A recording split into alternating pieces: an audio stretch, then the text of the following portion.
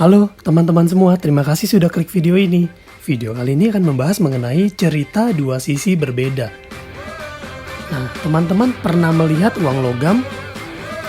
Ya, di uang logam ini ada dua sisi berbeda dan ini juga pemikiran yang berbeda dari dua orang.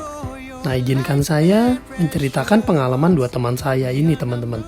Sama-sama berusia 24 tahun. Kita sebut sisi A dan sisi B.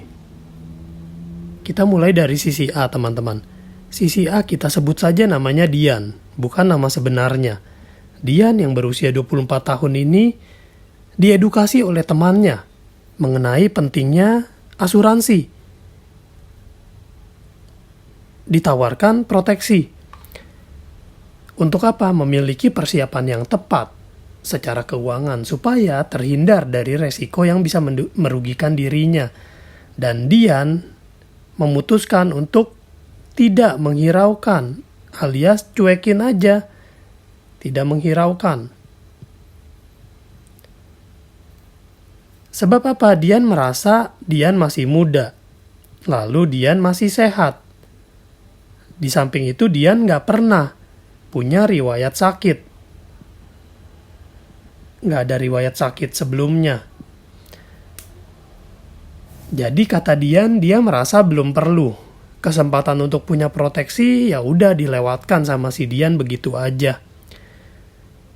Lalu mari kita lihat di sisi lainnya. Sisi kedua. Yaitu kita sebut saja namanya adalah John. Sama-sama berusia 24 tahun. Bedanya adalah John tidak sehat.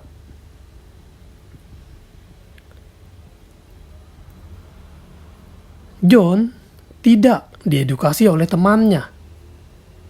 Tapi John berinisiatif untuk beli asuransi. Karena si John ini telah menyaksikan sendiri bagaimana si ayahnya harus menggunakan dana pendidikan John untuk berobat dari sakit diabetes. Bahkan si John gagal sekolah S2 ke luar negeri.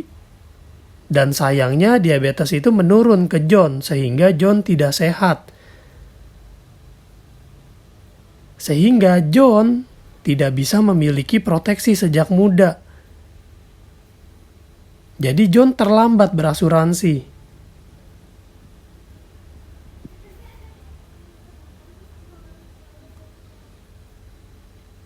Nah, teman-teman, apa moral cerita yang bisa teman-teman tarik dari dua cerita yang dua sisi berbeda ini, teman-teman?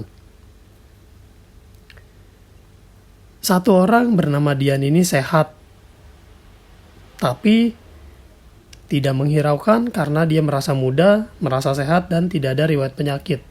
Di sisi lain, seorang yang bernama John ini, dia tidak sehat.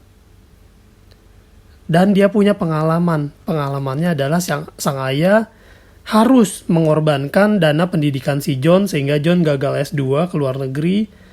Dan diabetes itu menurun ke John sehingga John tidak sehat. Dan John terlambat berasuransi. Tidak bisa punya proteksi. Bagaimana teman-teman? Apa yang teman-teman dapat dari cerita ini? Apakah asuransi itu penting menurut teman-teman? Dan kapan saat yang terbaik untuk berasuransi? Apakah harus menunggu sakit baru berasuransi? Teman-teman tanya ke lubuk hati teman-teman yang paling dalam. Apakah harus menunggu sakit baru kita harus berasuransi? Ataukah sekarang adalah saat yang tepat berasuransi sebab saya masih sehat, saya masih produktif, saya masih bisa diterima oleh perusahaan asuransi?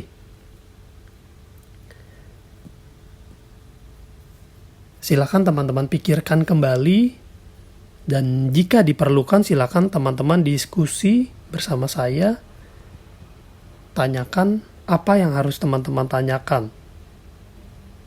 Apakah perlu berasuransi ataukah kita cukup menunggu dan kita menyiapkan dana secara pribadi?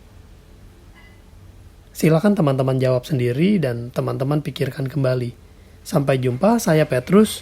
Terima kasih sudah menonton video ini. Stay safe and stay healthy.